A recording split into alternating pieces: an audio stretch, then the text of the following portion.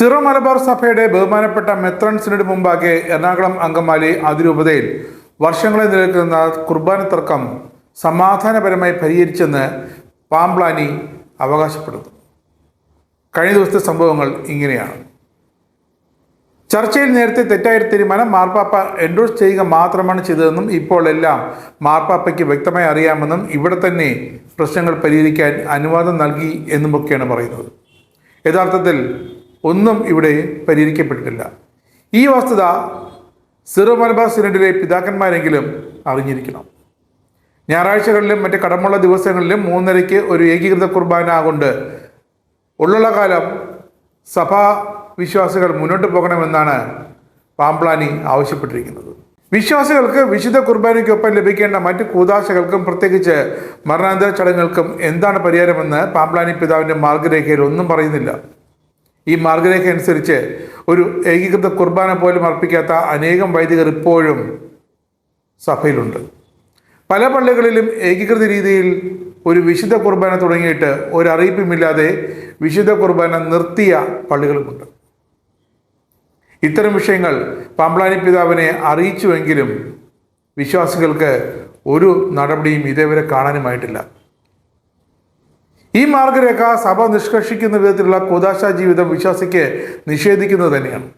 കള്ളം മാത്രം പറയുകയും പ്രവർത്തിക്കുകയും ചെയ്തുകൊണ്ട് മാർപ്പാപ്പയോടും സിനഡിനെയും വിശ്വാസ സമൂഹത്തെയും തെറ്റിദ്ധരിപ്പിക്കുകയും വഞ്ചിക്കുകയുമാണ് ഇപ്പോൾ പാംപ്ലാനി മെത്രാപ്പോലീത്ത ചെയ്തുകൊണ്ടിരിക്കുന്നത്. പോലീസിനെ കൊണ്ട് ഭീഷണിപ്പെടുത്തുകയും കള്ളക്കേസ് കൊടുത്തുമൊക്കെയാണ് ഇപ്പോൾ ബസേലിക്കയിൽ സമാധാനം കൊണ്ടുവരാൻ പാംപ്ലാനി പിതാവ് ശ്രമിക്കുന്നത്. യഥാർത്ഥത്തിൽ പാംപ്ലാനി എറണാകുളത്ത് ഒരു ഇക്കോസിസ്റ്റം ഉണ്ടാക്കിക്കൊണ്ടിരിക്കുകയായിരുന്നു. തൻ്റെ ചുറ്റുമുള്ള തൻ്റെ വിമത വൈദികരെ എല്ലാം ഉൾപ്പെടുത്തി.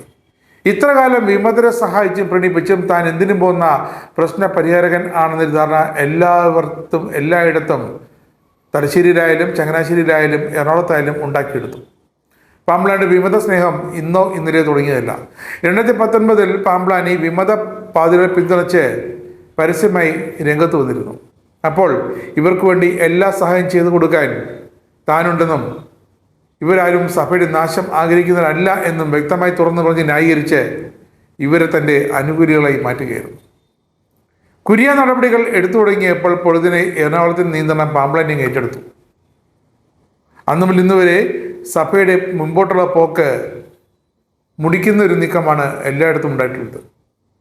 സഭാവിശ്വാസികളെ മണ്ടന്മാരാക്കി വിമതർക്ക് അനുകൂലമാക്കി ഒരിക്കൽ സിനഡ് പ്രഖ്യാപിച്ച കുർബാന ജനാഭിമുഖം തന്നെ, സിനഡ് വിലക്കിയ കുർബാന തന്നെ വീണ്ടും ചൊല്ലാൻ ഇപ്പോൾ പാംപ്ലാനി വീണ്ടും സിനഡിൽ തന്നെ സമ്മതം ചെലുത്തിക്കൊണ്ടിരിക്കുന്നു.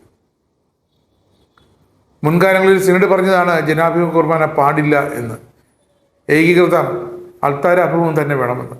പക്ഷേ പാംപ്ലാനി എല്ലാം തിരുത്തി എഴുതുകയാണ് തൻ്റെ വിമത വൈദികർക്ക് വേണ്ടി, തൻ്റെ കുഞ്ഞാടുകൾക്ക് വേണ്ടി. പാംപ്ലാനിക്കറിയാം സഭയിൽ എല്ലാ കാര്യത്തിനും ഒരു പരിഹാരമുണ്ടാക്കുന്നയാൾ, പ്രശ്ന പരിഹാരകൻ എന്ന പദവി പാംപ്ലാനിക്ക് ഇതിനകം വിമതർ ചാർത്തി നൽകിയിട്ടുണ്ടെന്ന്. ആ പദവിയുമായി മുന്നോട്ട് പോകാൻ തന്നെയാണ് ഇപ്പോൾ പാംപ്ലാനിയുടെ അടുത്ത നീക്കങ്ങൾ.